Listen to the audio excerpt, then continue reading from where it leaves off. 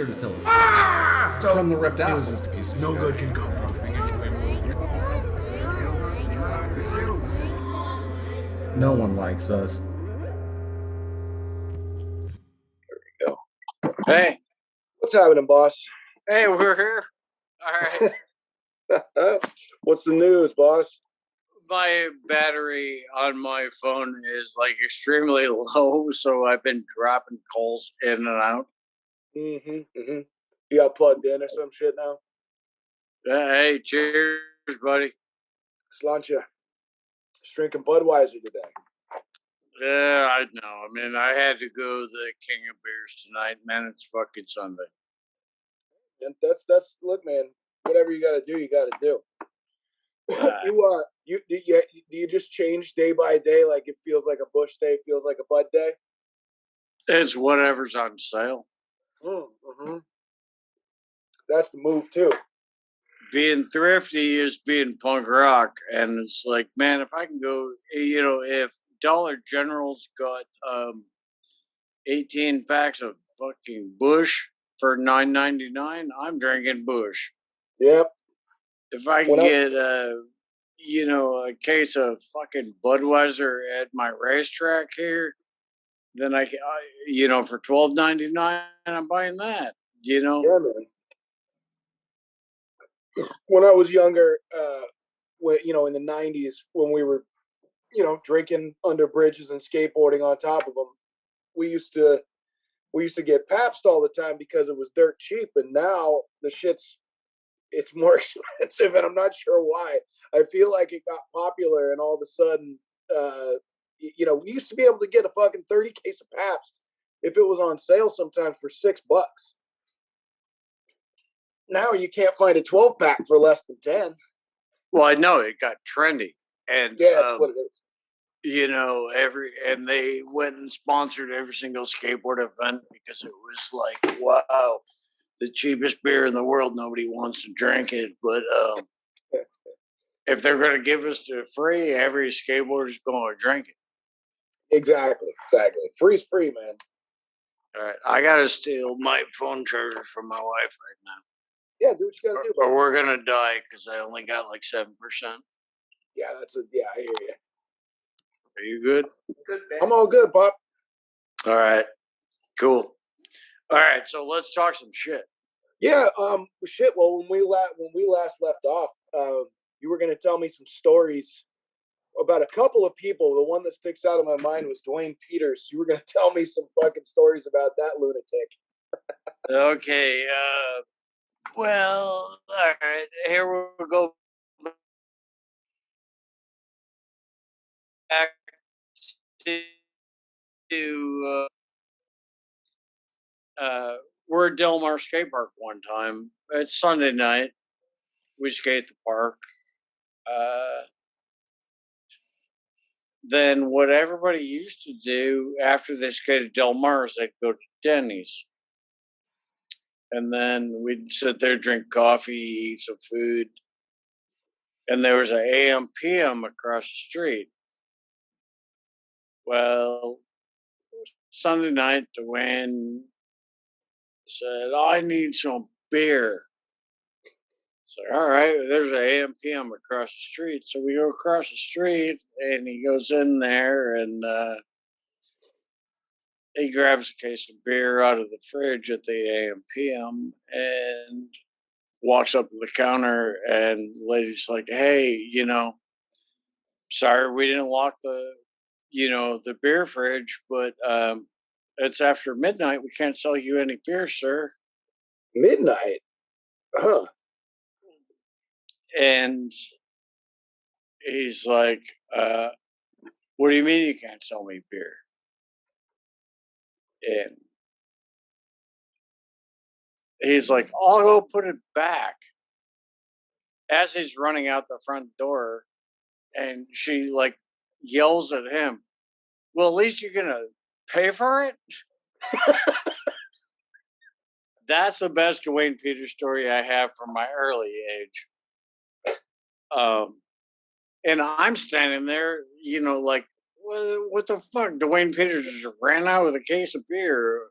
I'm gonna have to follow him. What year was this? Was this in the early '90s or? No, this was probably 86, Oh, okay. 85, 86. Funny as hell. But there's so many other stories I have about Dwayne where like U.S. bombs played up in Detroit when I was living up there. And Dwayne's like, hey, man, if I'm not going to get into a fight tonight, you and I got to fight each other. I knocked him out. I threw him through a whole bunch of fucking barroom doors. He hit his head on the pool table. I knocked Dwayne out fucking cold. Yeah. When he came to, because of course I was over him going, Dwayne, wake up. I'm not going to be the one that's responsible for killing Dwayne Peters. Sure. He woke up and he's like, dude, that's cool. Let's do it again. Yeah, that guy doesn't have an off switch, does he? No, I mean, there's no fucking turn-off switch for that dude. Fucking lunatic, man. And so that was also right around the same time, late '80s. You were still in Detroit at the time. Well, that was in the like kind of mid 90s when the Okay. U.S. bombs were traveling around. Gotcha.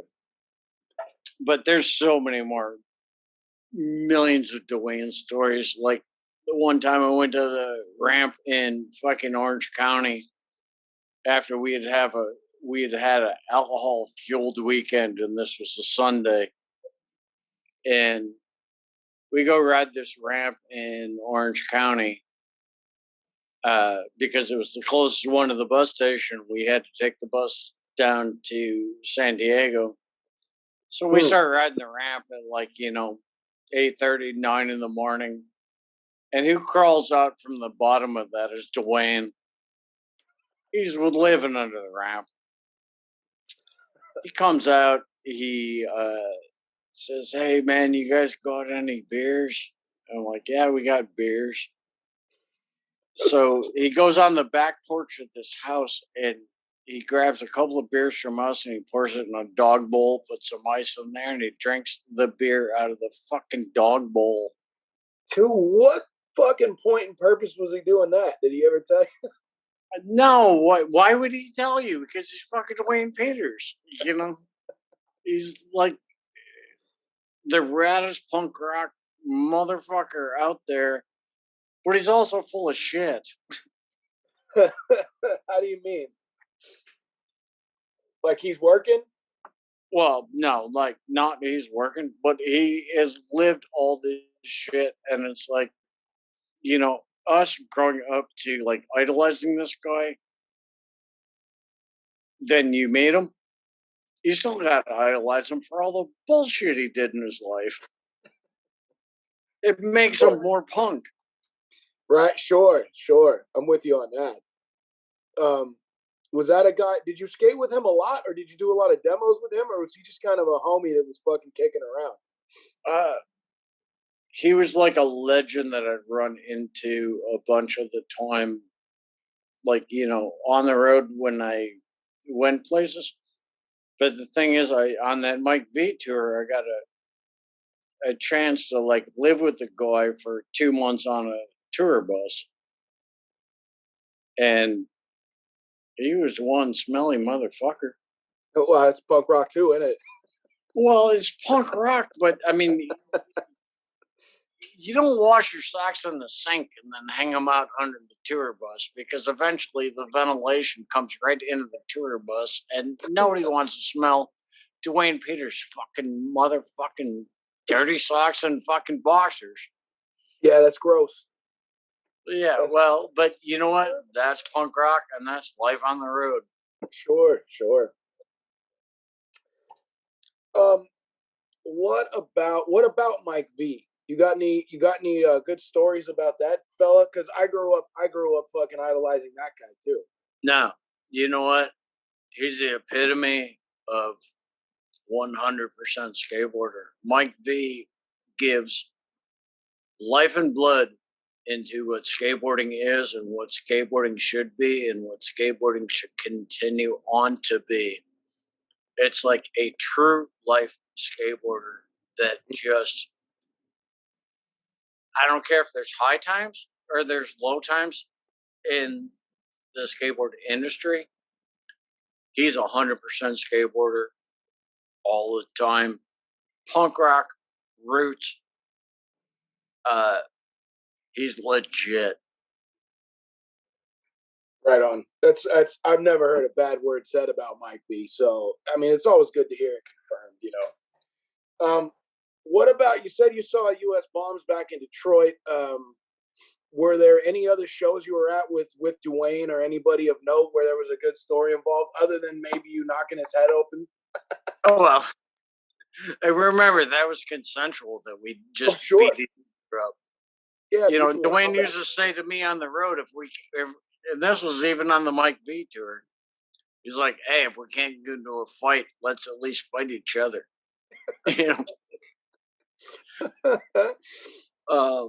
Now there's so many crazy stories about, the old on the road days about stuff, but not really. It's like skateboarding was what it was all about. It was just about, like the brotherhood and the camaraderie, and we're all we're all out there having fun, and we're entertaining people. Right. So we talked about this a little bit last time I had you on here. We talked about places you like to skate. Outside of demos, just on a personal level, where did best, I mean, best spot or best city to skate in? If you were to go out on your own, not for a, demonstration. My favorite places to skate were, obviously by the early '80s, there were a lot of abandoned skate parks, that had closed in, say, like early '80, maybe '81.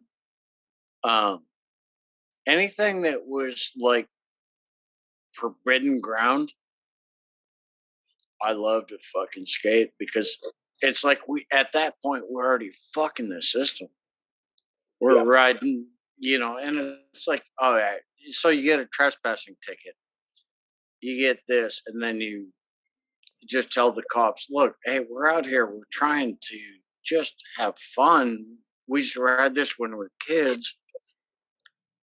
And most of the cops are cool all the time. Sometimes they were dicks and they'd write you tickets, but then you weren't going to be in town tomorrow. So Right. it's like you just bail on that ticket. It's like, yeah, great. I got a ticket in Trenton, New Jersey for riding an abandoned skate park. You think I'm ever going to pay it? Fuck yourself. I don't fucking live here. Go fuck yourself. Hey, I don't live here. Come fucking find me. My name's Joe Smith.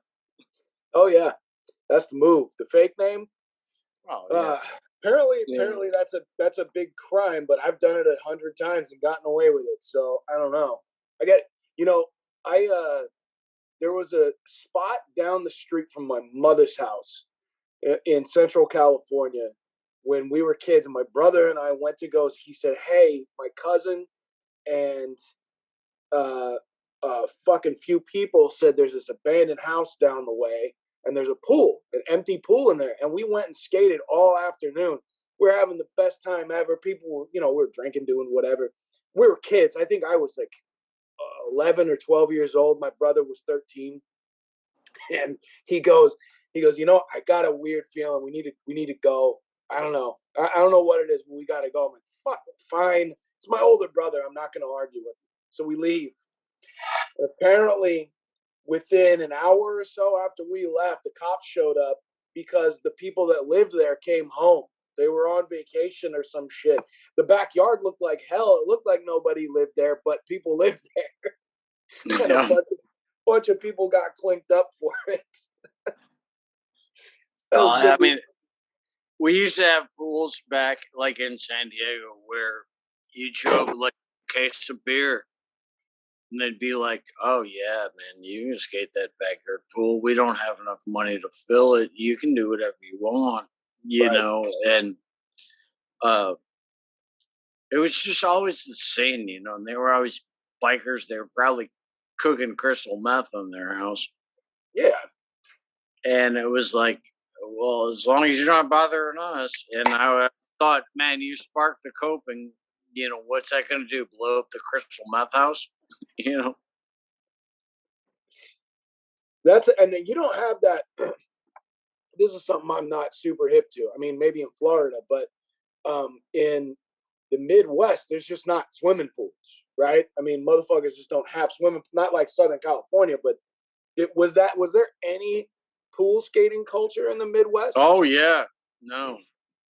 A lot of the Holiday Inn pools that were built, they were all Blue Haven pools. Blue Haven had a contract with Holiday Inn where they built a lot of the pools. No, we had a good ton of backyard pools in Michigan. Not all of them were great. They weren't built as stylish as the California ones, but man, we had them. Were they more Arizona? Were they more like square or rectangular or something like that? They were all different styles. We had small, like kidney pools, but due to the weather, not all of them were in the great shape because we got, the freezing temperatures where, pools freeze, and the fact that you can't, drain a pool up in Michigan. When it freezes, it'll shove out of the ground. Right. It'll crack the pool. But no, I skated my share of all the pools in Michigan. We sorted them out. Sometimes they were horrible. Sometimes they were really fucking good. Yeah. But then, the treat was always going to Arizona, Texas, New Mexico, or of course, California, where all the pools were fucking perfect. And, Sal had already ridden them, and he already killed them, and already got, pictures from them. So it's like, you ain't going to get a picture from a pool that Salva's already shot at. But Salva's the pool ruler. I love that guy. He's my fucking hero. But, the guy is a trooper, and he still is till now. That if there's 2 gallons of water in a pool, Salva knows about it. I got to give him credit for that because he is on it. Right on. You still talk to Sal? I still talk to everybody. Yeah. I never, in my skateboarding career, I never built any, bad bridges between people. It's a hell of a lot better to make friends than make enemies. Oh, sure. The old honey and vinegar argument. Well, I know, it's like, yeah, I know some people that are assholes, but I still consider friends. Sure. I know plenty of them. I know people that I will tell you right now are some of the biggest assholes ever, but if you say it, we're going to have a problem. You know what I mean? What about, I was actually curious about, we talked a little bit about Detroit last time I talked to you on the show. But I was curious about other,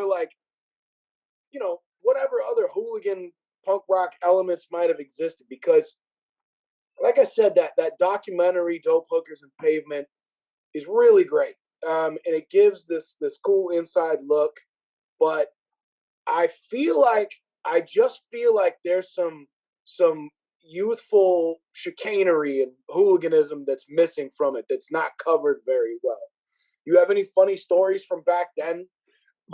Somebody spray painted a cop car or set something on fire. I'll tell you one thing.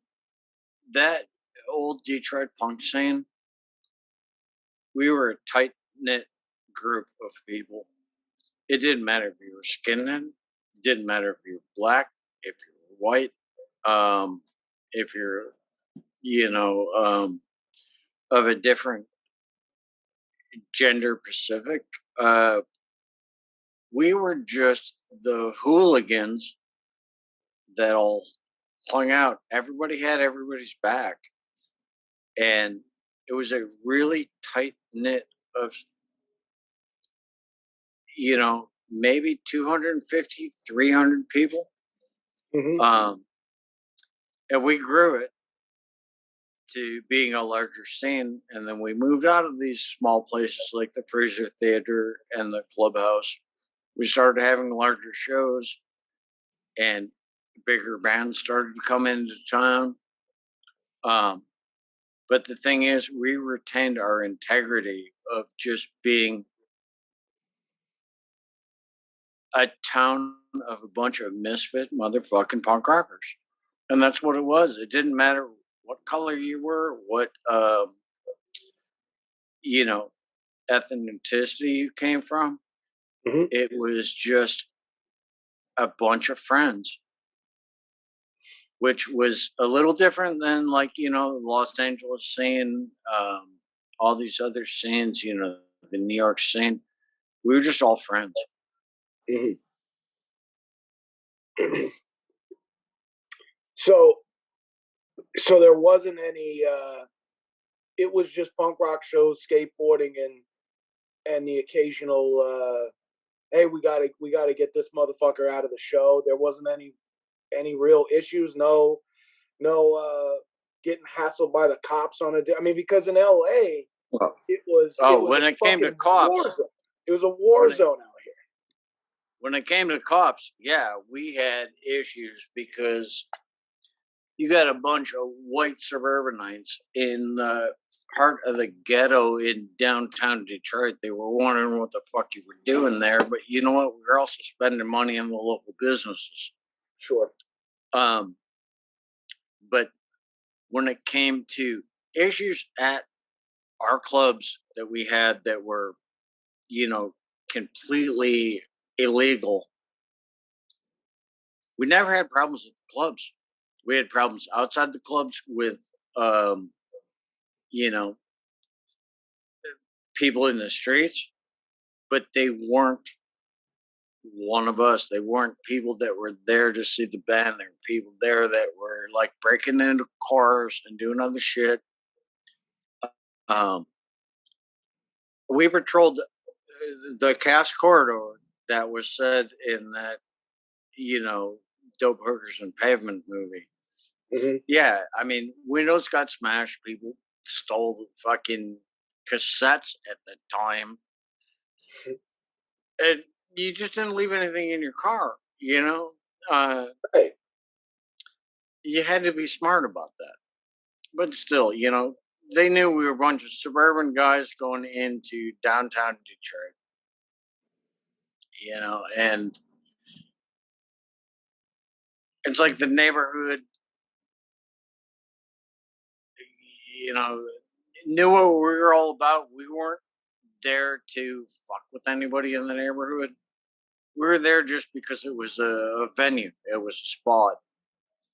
Mm-hmm. And the assholes in the neighborhood that broke into cars and tried to steal stuff, nobody ever took their equipment out of the Freezer Theater and put it in their car and go watch the rest of the bands, or all their equipment would have been stolen.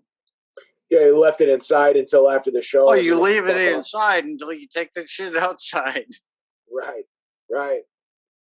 So, what was you've talked about this before, and they covered it in the show, in the fucking documentary a little bit. You've even said some bigger bands started coming through towards the end of the Cass Corridor Freezer Theater days. I think you mentioned Sham 69. Some English bands. Who came through there that was a big note? One of the biggest influences was 1981 when UK Subs and Anti-NOLU played on a bill together. You told me about Anti. That's right. Yeah, it was $8. That's high for 81. It was high for 81, but most of the shows were $3. Like you could go see Minor Threat for $3. Mm-hmm. You go see Black Flag for $5. was like, wow, $8 to go see Anti-No League in UK subs. Fuck, that's a deal. And of Sure. course, I snuck in. Right. Yeah. I was underage. You know, Yeah. it was 1981. I was fucking 15. Mm-hmm. And I walked in there like I was an 18-year-old. And I'm like, that was, I have to say, one of the things that really changed my punk rock life. Because That show. God, it was just so good and so much fun. And uh they were fucking great. I mean, we had the Exploited in '82. And that was a big show in Detroit. And then Exploited plays their show, and then the after party, Waddy gets arrested for fucking cocaine, and they fucking are hauling him out of the club in handcuffs. It's like, oh fuck, there goes Waddy. He's in handcuffs. Jesus Christ. Well, that guy does like cocaine a lot. Cocaine's awesome. I don't do it anymore, but it's fun. Well, I know. I don't either, but wish we all still could. Yeah. I mean, drugs are awesome. I like drugs a lot, but they will ruin your goddamn life because they're so good. I'm fucking 55 years old. I got two kids that are about ready to go to fucking college. I'm not gonna blow my heart up over doing some stupid lines of some shitty coke these days. But that is another thing. Is cocaine is not what it used to be. It's terrible now. It's not what it used to be. It's not the old 86% that we used to get. Right. Where you can stretch a It's gram out with out a for a day fucking with baby 3 laxative, friends. So all you do is you do a couple lines and you go shit your pants all day. Right. Well, and they're fucking cutting it with nastier fucking opiates and shit that'll kill you. I mean, it's no good can come from it. No. So that's another thing. So okay, so you said about Anti-No League. That was what, an 18 and over or 21 and over show? Yeah, 18 and over. So obviously the freezer that in those particular venues in the Cash Corridor, those were all ages because it was fucking illegal in the first place. But were the majority of the shows back then, were they all ages, or did you have to sneak into a lot of clubs? Well, it depended. Like, the Fraser and the Clubhouse were all ages. Mm-hmm. Because one, they didn't have a license. The only clubs that had licensed, you had to be 18 and over. Mm-hmm. Like real legitimate clubs. And that was when the punk rock scene in Detroit got larger.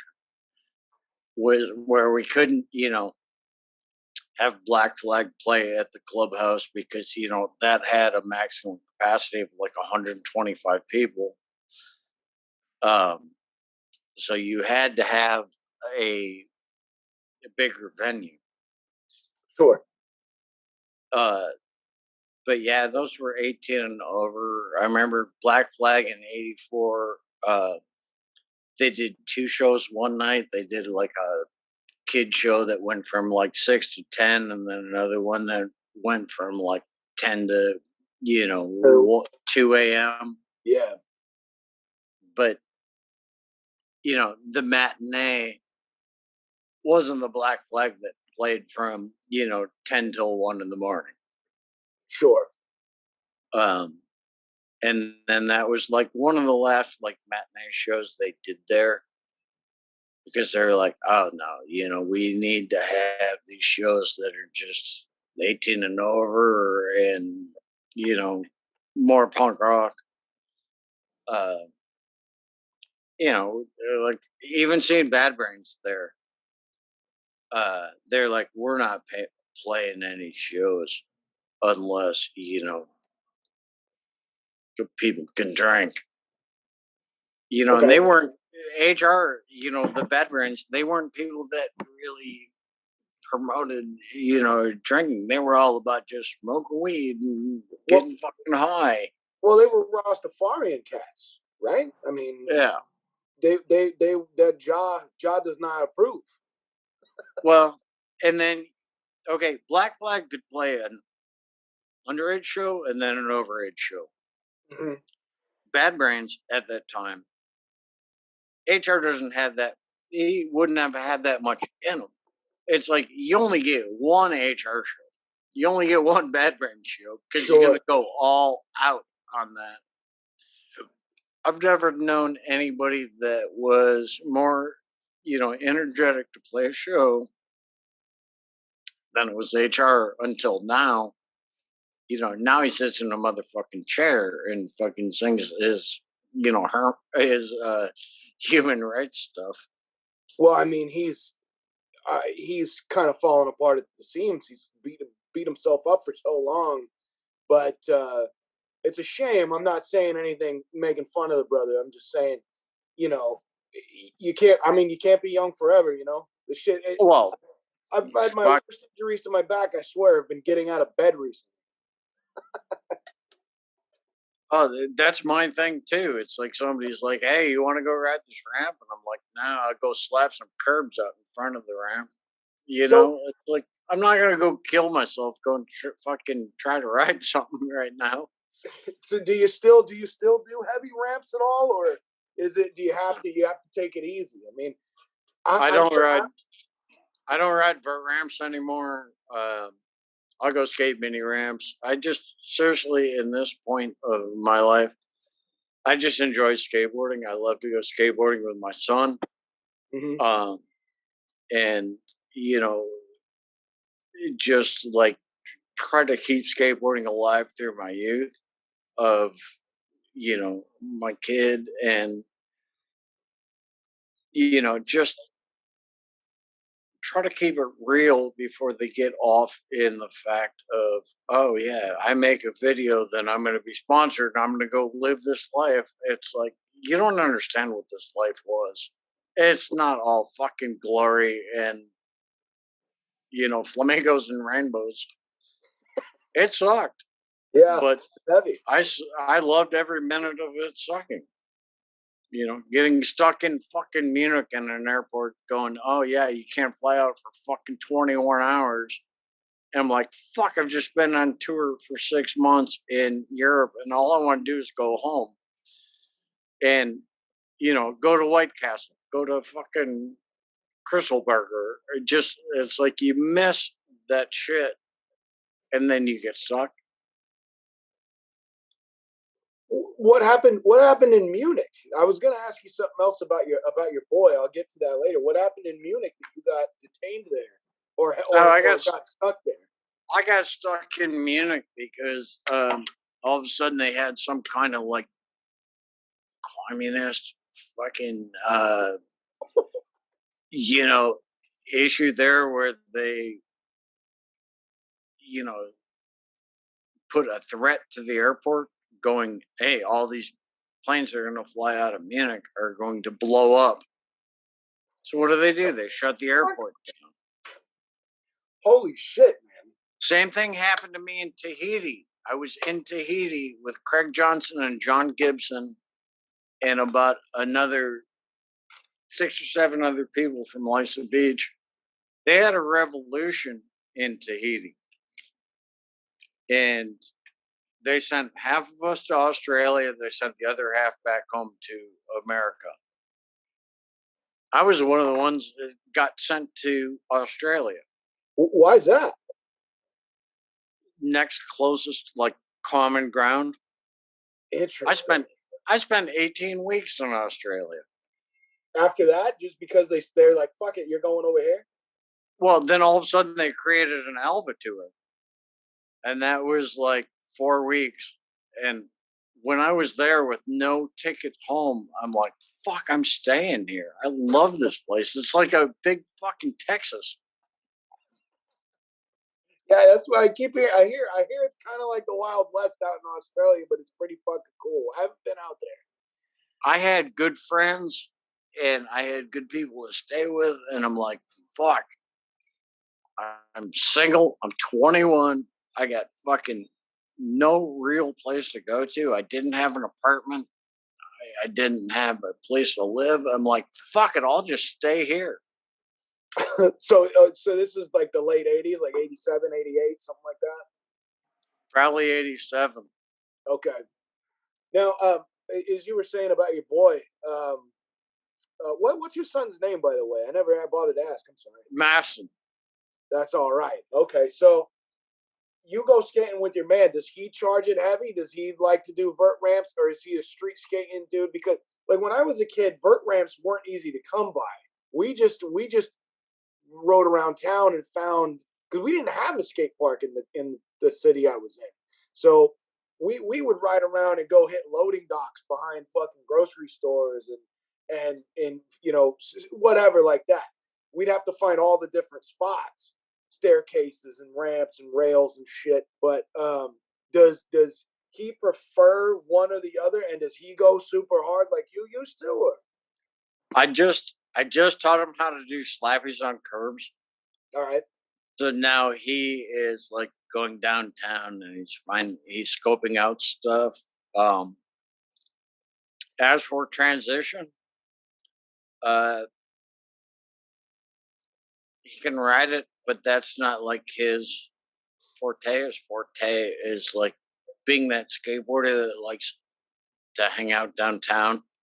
Right. And just like being a cruiser, which I'm all about, because he takes a skateboard everywhere and he rides a skateboard everywhere. And the more I can teach him to do this, as long as he's having fun, that's all that matters to me. We'll go shoot like, a parking garage every now and then. He loves it when I go out with him and like his friends, because he's like, wow, I guess your dad, Bill Danforth, really does exist, because he speaks about it all the time. Okay, I got you. So then when I do go show up with him and his buddies, he's got to create his own scene amongst his own. But when I do show up, then that's a big fucking deal. That's cool, man. That's really cool. So you guys like to just bomb the hills in the parking garage, huh? Oh, just, having fun riding a skateboard. Yeah. That's what it's all about. It's not about, I don't, if he chooses to want to go out to learn and ride mini ramps and other things, that's one thing. But, I got the kid, at midnight making skateboard patches and making his patch jacket Right. with all skateboard logos, and learning that you don't just go you don't just go to a skate shop and buy patches. You make them. Sure. That's punk rock. We created skateboarding handmade, and if I can teach him this part of this of how skateboarding's handmade, as long as you're skateboarding, I don't care where you want to ride, what you want to do. If you want to go learn more stuff, I'm here to teach you. But everybody's got to come in to each his own. So I don't pressure him. I let him choose his own course. I mean, that's the way to go. I mean, I agree with that. Being a parent, you know what I mean. That's the way to go. Let him figure it out. As long as it's not going to be a freestyler, it's cool. For sure. So, when I take it, like you say, you don't go super hard anymore. Things catch up with you. When did you stop doing demos and things like Um, Really, just about like 4 or 5 years ago. that? Oh, really? Okay. Yeah, I thought I got I'd to the seen some point. stuff fairly recently. Well, I just got to the point where it was like, I'm 55 now. It's like, fuck, I can't do this shit that everybody fucking wants to see. I'm older. I work a fucking full-time job. I got a family to raise. I got responsibilities, between my wife's shop and the house. And it was about time, that I just slowed shit down. Sure. And I enjoy going and hanging out at all these events and just being there and talking about skateboarding, you know, going out and maybe push around with the people. But the places I like to go skate are the old historic spots. It's like I'm going to go up to Philadelphia here pretty soon. I'm going to go skate Lansdowne. I Okay. love the old original skate parks. I'd love to, you know, I I don't have anything else to prove to anybody. I am just out there for the fun of it, and skateboarding's fun and you know, it's timeless. I agree. Like I always tell everybody, I'm like, hey, you want to see me do tricks? Buy the fucking old videos. Yeah, right. I mean, there you go. I mean, I'm not Caballero. You can't expect me to do the shit at fucking 55 that I did when I was fucking 17. So fuck off. You know, Sure. if those So guys if those guys can do it, well, good for them. But they had a much easier life than I did. easier how? Just not growing up in Detroit, or Well, no, everything.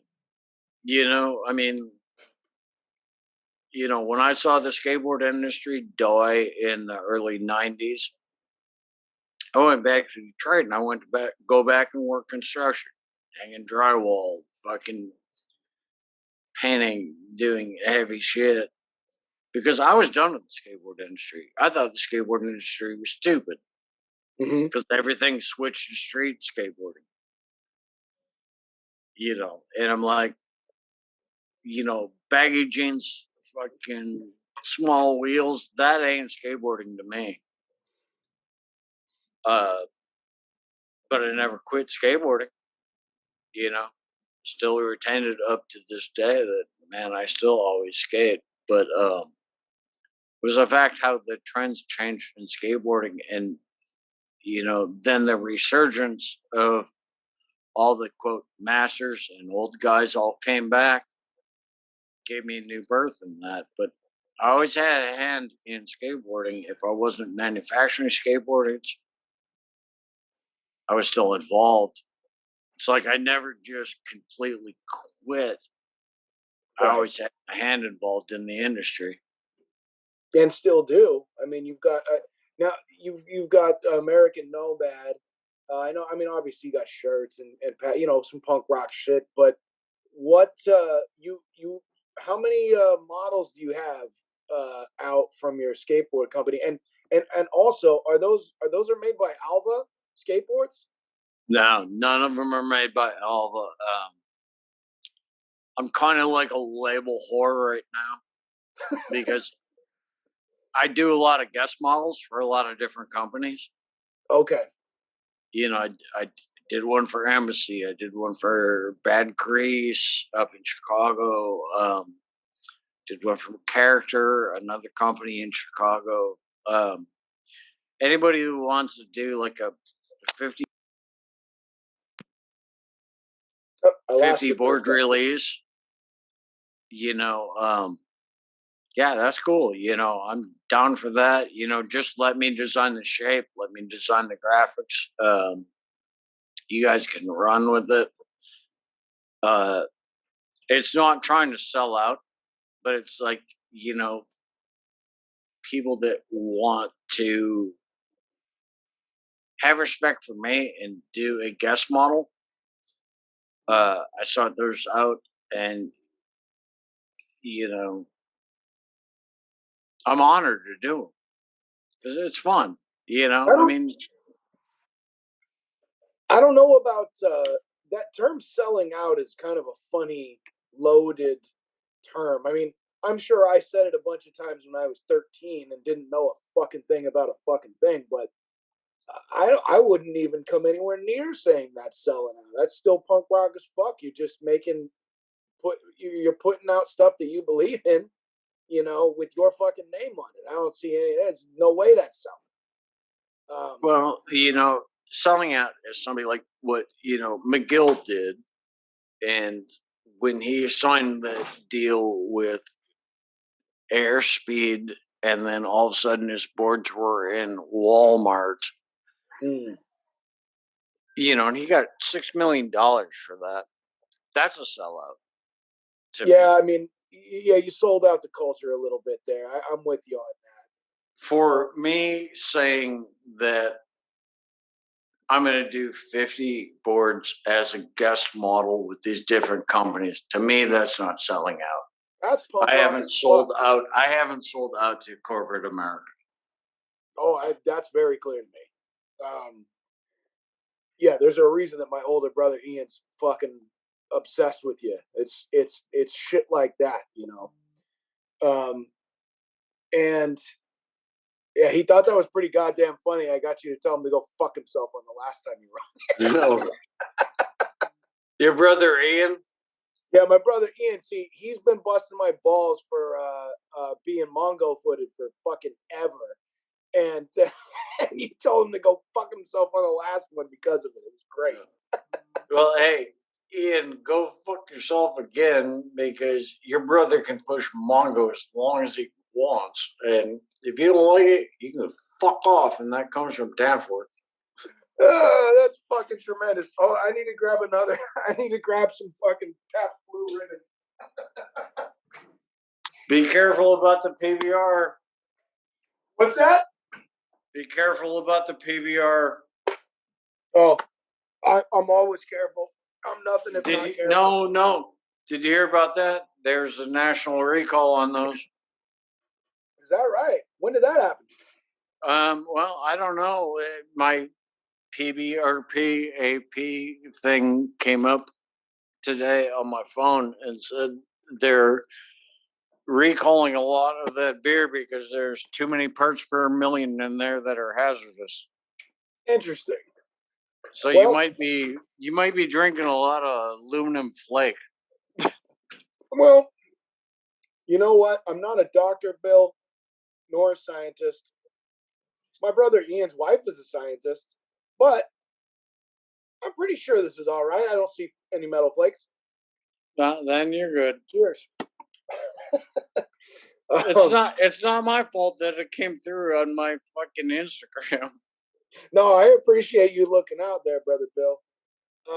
So, um, you know, as I've said before, I'm not trying to for, dig for dirt, but was there, I mean, did you not, like you said, you had issues with the cops here and there, but it sounds like everything was all right by and large with, with skateboarding and things like that. But you didn't have problems with other people, uh, no territorial issues with like skate spots or anything like that when you were a kid, or even later on when you go skating in other cities when you were touring around. You know, luckily, no, I didn't.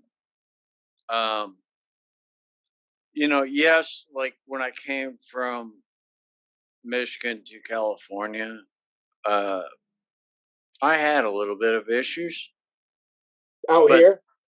yeah, but the thing is, I was already known because I'd already been published like in skateboard magazines and stuff, but Right. they wanted to push you a little bit. They wanted to say, well, hey, you might look tough and you might look punk rock in the magazine, but hey, how are you in person? Oh, sure. And now I fit in that groove uh real easy with them because I'm just like, first of all, I'm cool to get along with, but the minute you want to fuck with me, I'm down. I'm ready to fucking fight. You Right. know. Luckily, it never really came with that. Sometimes, yeah. I mean, there were issues, but Sure. I never let it get under my skin because I'm just like, we're skateboarders. It sounds like you don't internalize very much at all. It sounds like you just let shit go. Like you don't seem like you got an anger problem on any level. It's, you know what? It's not worth it. You know, really. If you got a skateboard under your feet, there's no need to fight, Sure. and there's no need to have controversy. It's not what we were bred to be. We were bred to be skateboarders, and all skateboarders have the common interest of fucking riding a skateboard. That's it. Yeah. Yeah, man. I Um, don't care. I don't care who you ride for, or if you ride for anybody, or you're a fucking pro. We're all fucking skateboarders. mhm. So another one, somebody asked me this. My homeboy Martin said, "Ask Bill." Uh, this was before I even did the other get together with you. What the fuck was it? Oh, he said, ask Bill if he's ever fought Mike V and if he thinks he can take him in a fight. First of all, I wouldn't fight Mike V because he's my friend. And I second thought of that. all, asking me if I could take Mike V in a fight, why the fuck would we? So, hey, you know what? Whoever asked this question, you're a dumbass. You, Martin. You heard it from my man himself.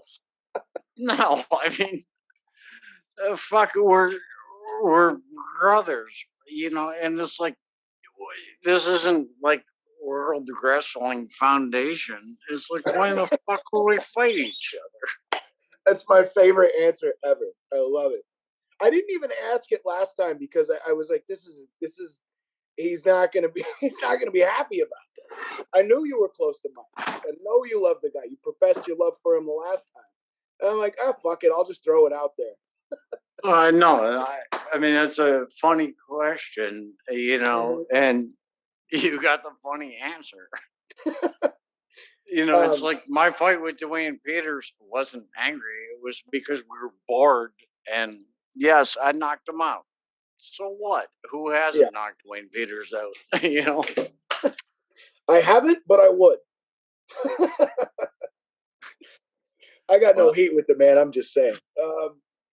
So I was gonna ask you more fucking punk rock shit. Like just to fucking put the squeeze on you a little bit. I know Negative Approach and Anti Nowhere League are you two of your very very favorite bands. So yeah. how how about favorite songs by each one? All right. So what by Antonio really? That song fucking rules. Um, I hate people. Antonio really. That song fucking rules. Negative Approach. Can't Tell No One. Yeah, Because man. that song is all about Ian McKay.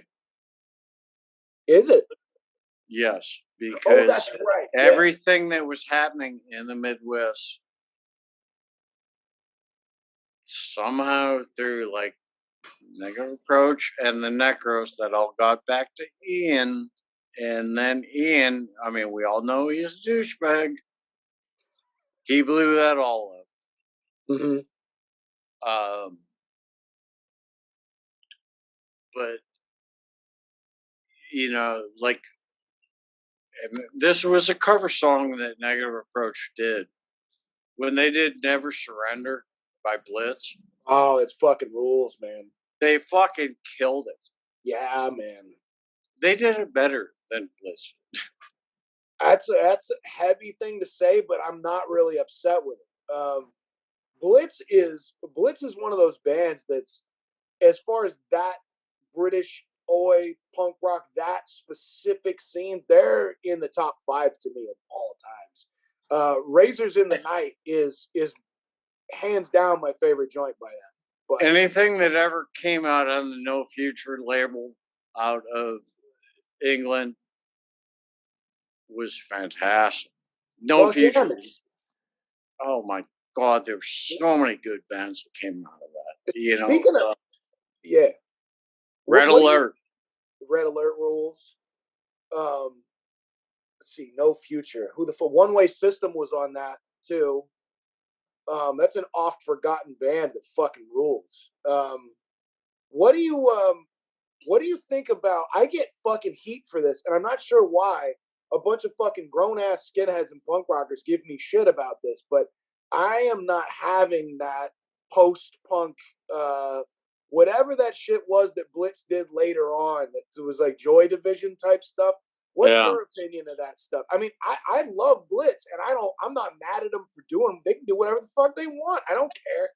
I'm just not interested in those records. I'm wondering what you think of that type of stuff. Did you ever like Joy Well, Division or any of that oh stuff? no, you know what? I love Joy Division. I loved the stuff they did past that. I mean, their club that was in Manchester was that called the Factory. Yeah. I've been there. I went there with Jeff Hartzell and JT from Alva. Love that club. Joy Division was like the band you'd hear in these fucking gay clubs when he went there to go get laid, Sure. and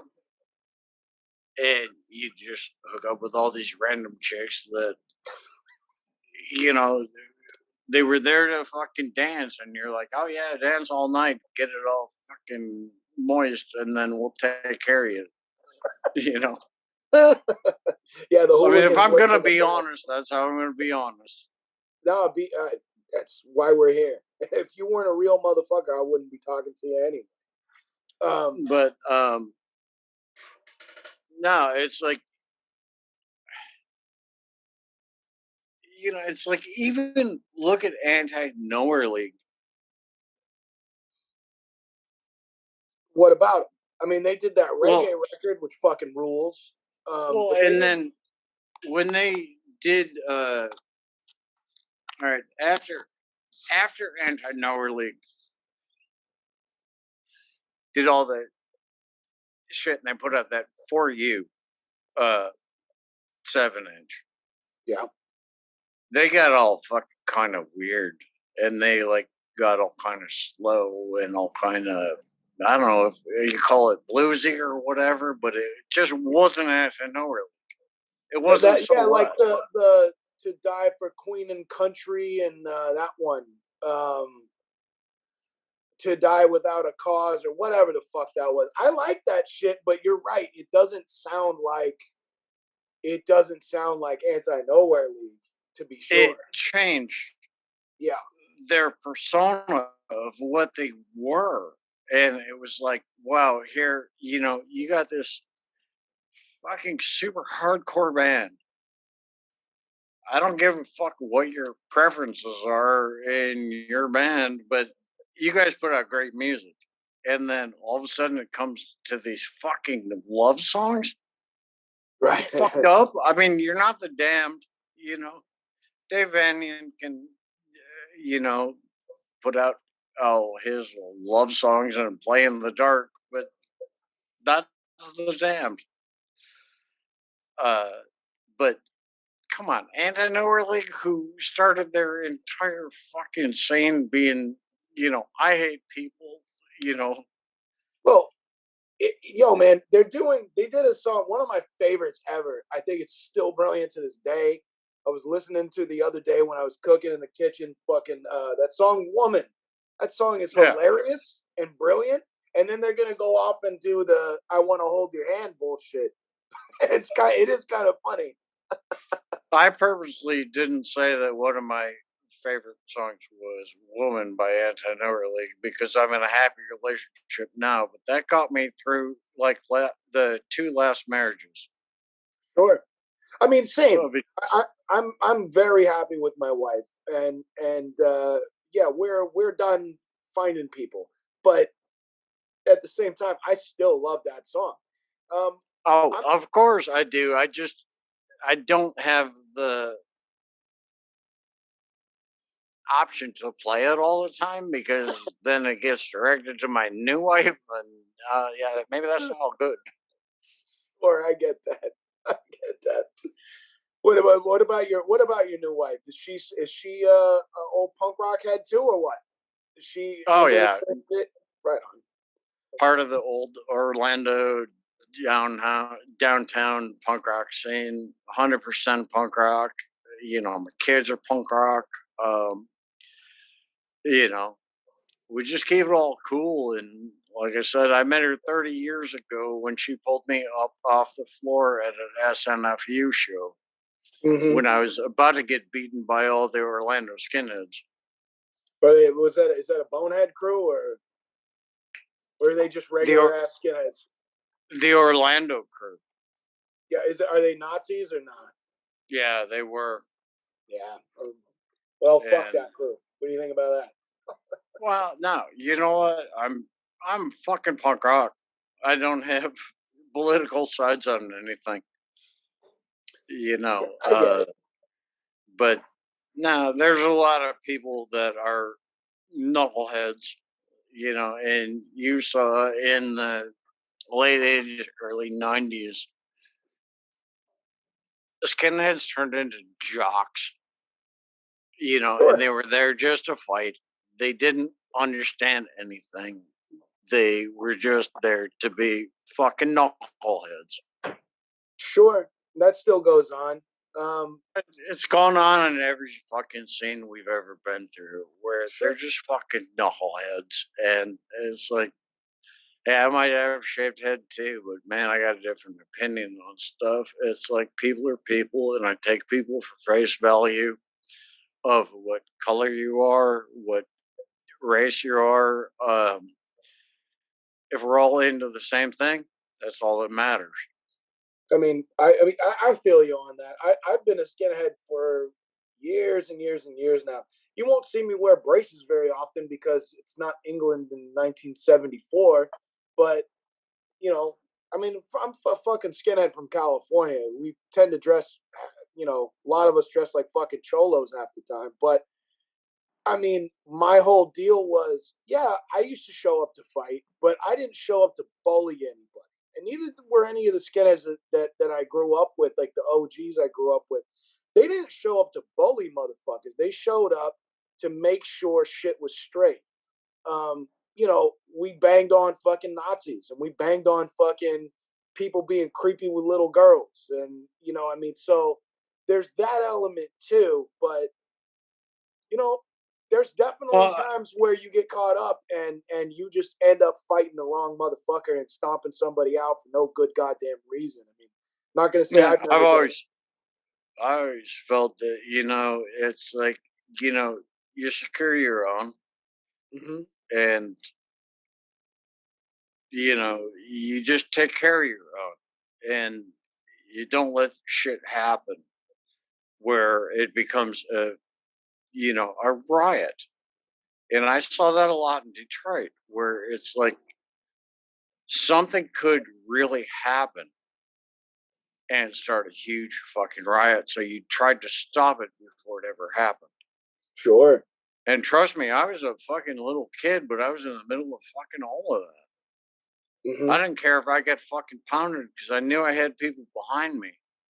But it's like, fuck, dude, we're a scene. We're a scene that, you know, respects everybody that comes and wants to go see the show. We don't need this. We don't need to cause distraction to the venue that we got because one, it's fucking illegal. Right. So it's like, why cause attention to something? Well, so that was another thing I was gonna ask you about. Now, did you ever? I'll give you a quick story. But my question really is, did you have venues that were not necessarily illegal, um, but if the place got fucked up, it was the end of shows. BFW halls were that way. When I was a kid, there was a place, and there used to be fucking 4 to 5 punk rock shows every single week, whether it was summer or not, around here. And there was a spot called Trinity Hall, and I love that place. It's still one of my favorite venues. It was literally just a big, long fucking room with a tiny stage. I met Mickey Fitz from The Business there when I was a kid. I saw the Lower Class Brats and the Addicts and all types of bands when I was just a kid for the first time. And there was a show where some what that for whatever reason, it was actually at an Addicts show, and for whatever reason, this promoter that was there decided they were going to use, because this was basically a church, in its off time. When there were shows, they would take all the dainty wooden pews and set them on the side of the room. And what they decided to do was take those pews and put them up and use them as barriers and have security that were dressed like fucking sheriffs, standing in between the pews, or in between the pews and the band. Well, they faced them outward, and it's one big long room. So what happened was about 15 people stood on those pews, and no one behind them, the 200 kids behind them, couldn't see. Well, eventually, people got sick of it and started pulling kids off of them, and we're like, fuck it, we're going to move the pews. Well, then the kids that got pulled off of the fucking pew thought it was a fight. The security guards thought it was a fight, and it just turned into a melee. And meanwhile, me and a couple of other people are trying to move the pews to keep them from getting damaged. And some kid, thinking it's fun, just comes and starts stomping on it to try to purposely break it. So I broke his fucking jaw for him. And then we keep going, and I don't even remember how many people I hit that night. And we're trying to get this fucking stuff out, but there was no shows after that. The show went on and it got finished, but there were no shows at that venue after that. Do you want to know something? Yeah, you want to know something funny about Detroit? Yes, I do. Like when we would do like these offshoot shows, like when there were bigger bands that came into town, we'd do them like at the Ukrainian Hall or like any kind of venue that we would rent. Mm-hmm. Okay, let's say the show was Friday night or Saturday night, and they were, big shows, and there was a mess. You know what we did on Sunday? We went in there and cleaned that place. Mm-hmm. Because we always wanted to know that we wanted to have that venue again to rent. We never left a place trash. Right. And I mean, I don't know if that is just the Midwest, work ethic. No, but it's like we wanted things to be, available to us because it was a venue that was large enough to be able to accommodate another show when we got like say a bunch of DC bands that came in. Sure. We tried to be accommodating for all bands, and we weren't always that way. But most of the time, it's like, we wanted to prove our scene. We wanted our scene to be a fucking cool place for bands to come play. Right. Now, we did do that. My homegirl Jennifer worked for that promoter for many years. His name was Eddie Numskull, best dude ever.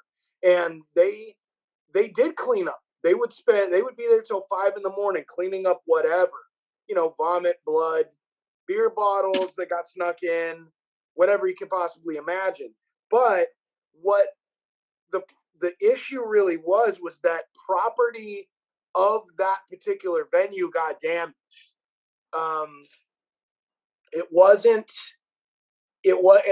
like even a mirror in the bathroom that could have been replaced. It was a pew that had been there for 50 years. And so they came in and saw it and went, what the fuck?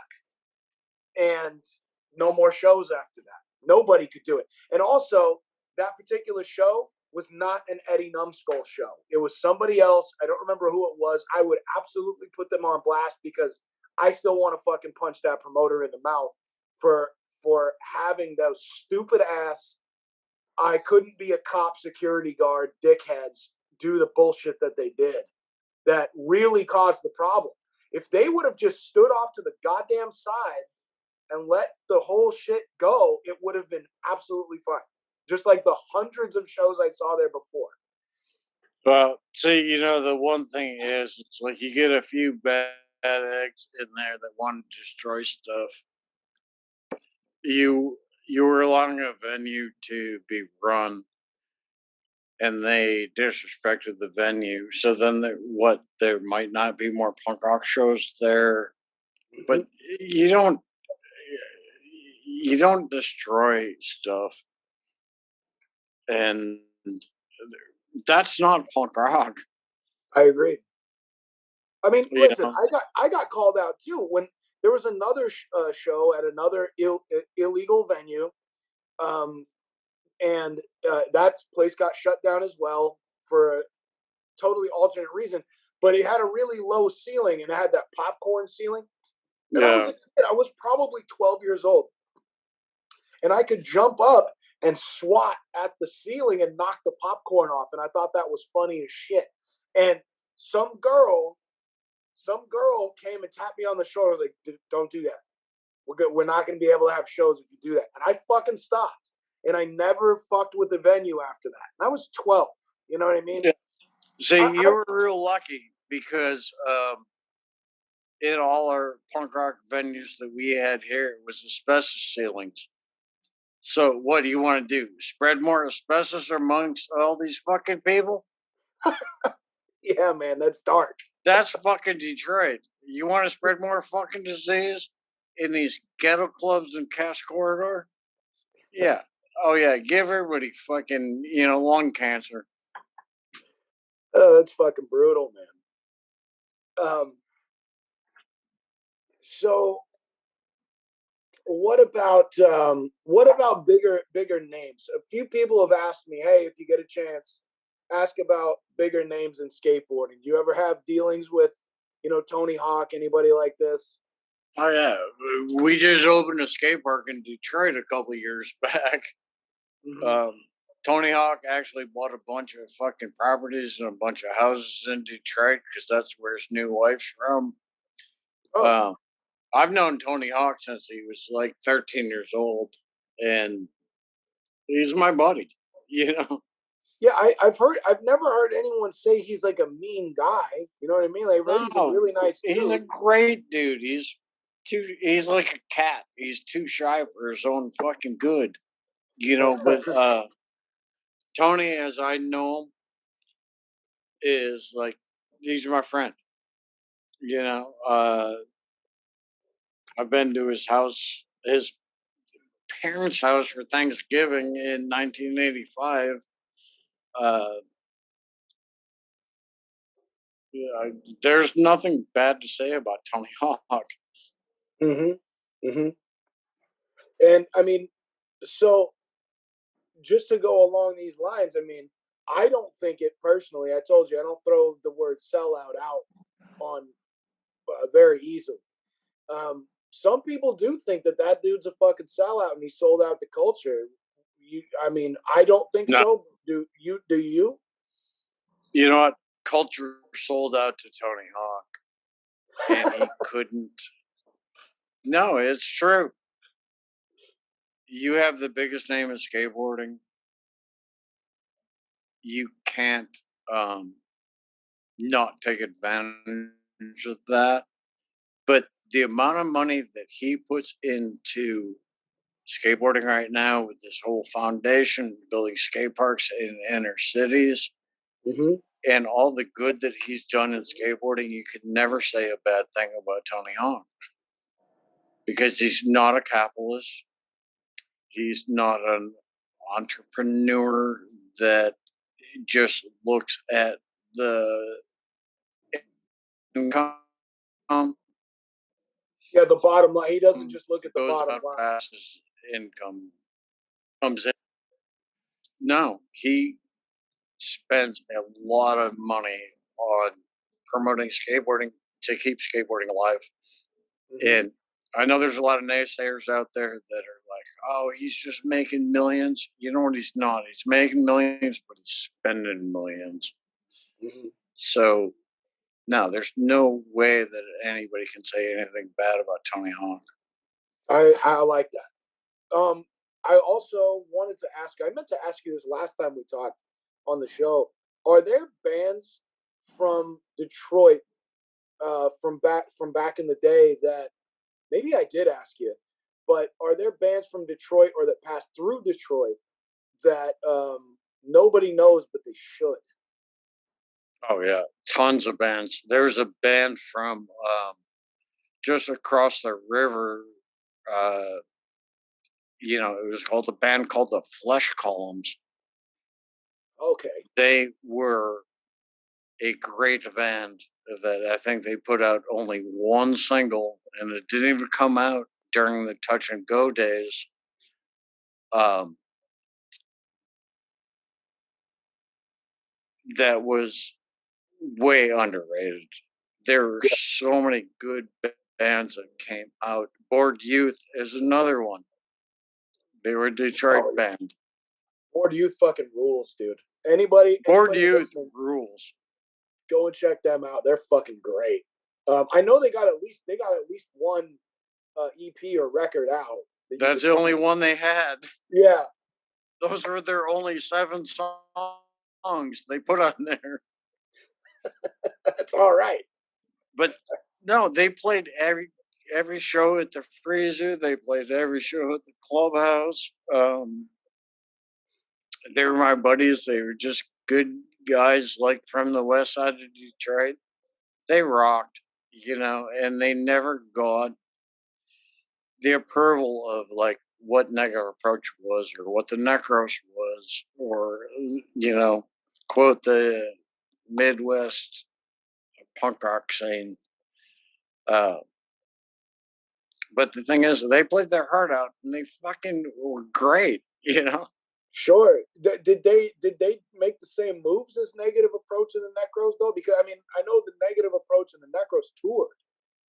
Did Yeah, Board Youth get out of Detroit much, or did they no, stay in the Midwest? no, And not at all. They just kept it local. I really don't think they played out of like quote the three-state area, which was Ohio, Indiana, and Illinois.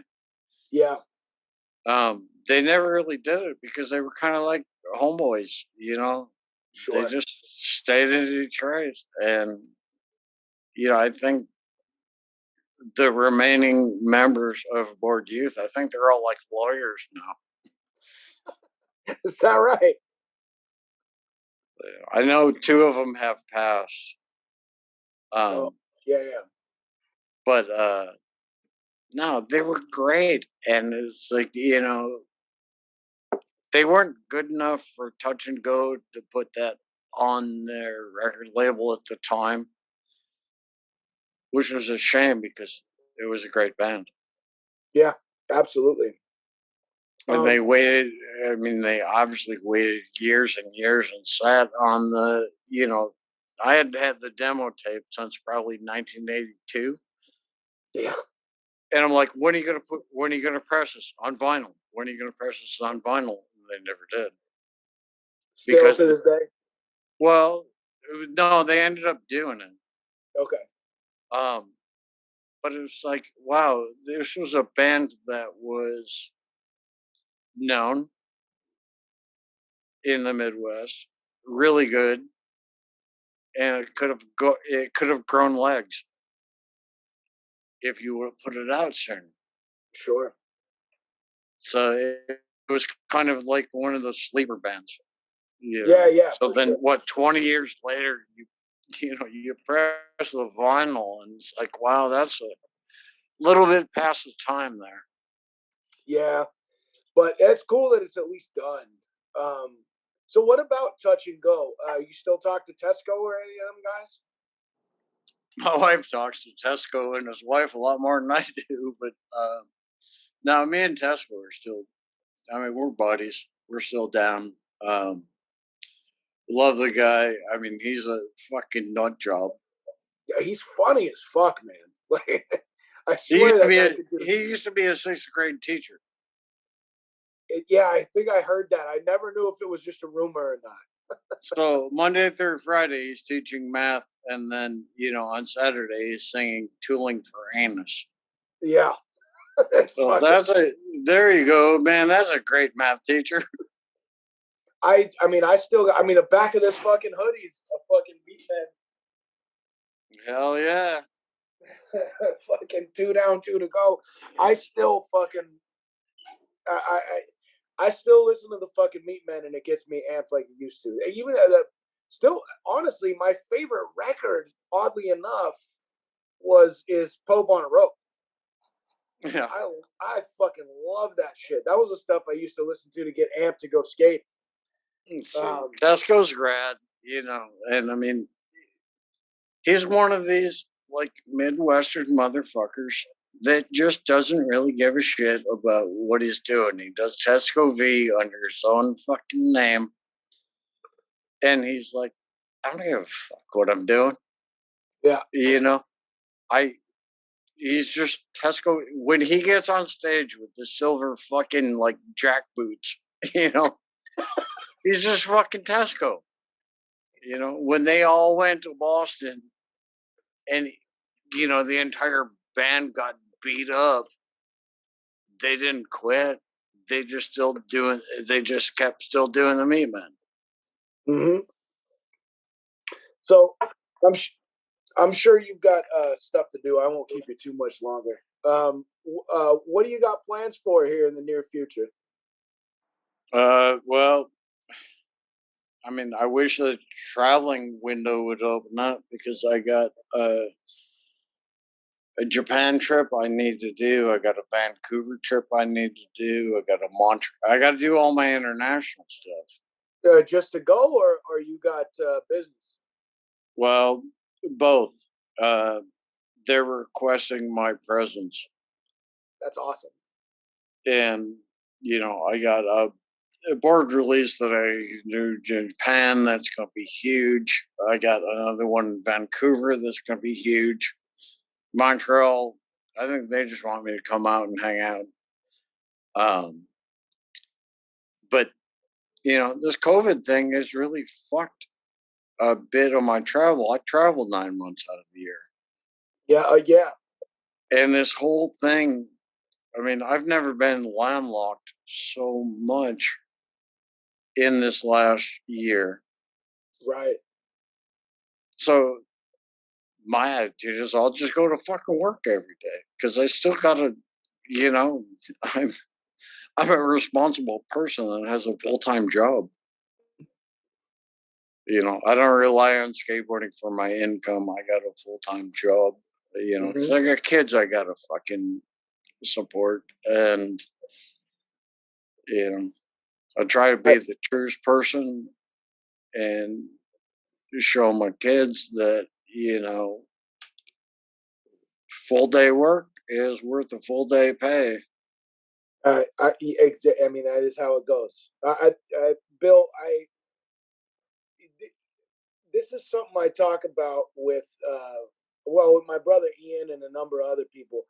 A lot of people say there's that old adage, don't meet your heroes.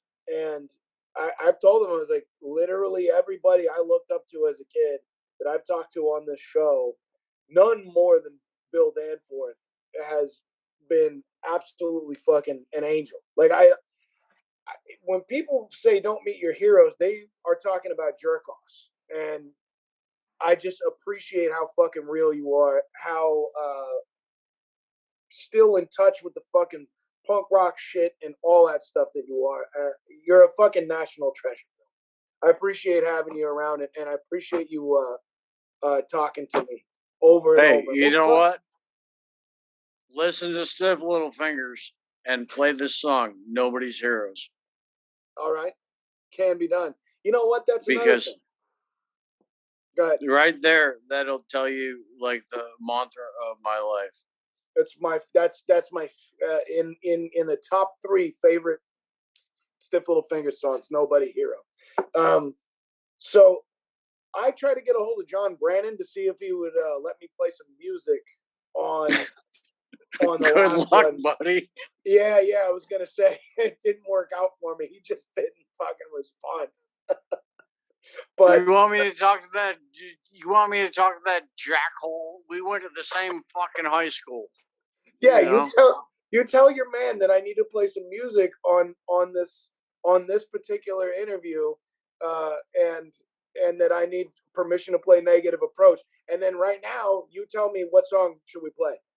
Hey, how about you play it and then I'll answer to John later. All right, I'm not mad at that. Fuck him, man. You know what? If I gotta call his mom, I'll call his mom. I don't give a fuck. I know her. You know. That's my favorite shit I ever heard. That's the most Midwest punk rock shit I ever heard in my life. I'll call his fucking mother. Well, you know, the funny thing is, he said to me one time, he's like, "Oh, my mom's all pissed at me because the fucking pot plants in front of the house are growing too tall. I got to pull those down." That was probably 1982. That's fucking great, man. So, all right. So, what song did you say we should play? Well, of course, Nobody's Heroes. All right. I'll see if I can get a hold of Jake Burns.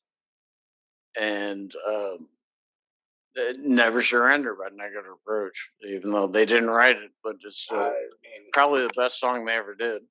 That's amazing. Fuck, man. I think we should just do this once in a while. Me and you just sit down and bullshit about punk rock and skateboarding. Anytime. I love it. Hey, Bill, I'm gonna let you go. I gotta get to raising my kids too. I appreciate you. Thank you so much, Bill.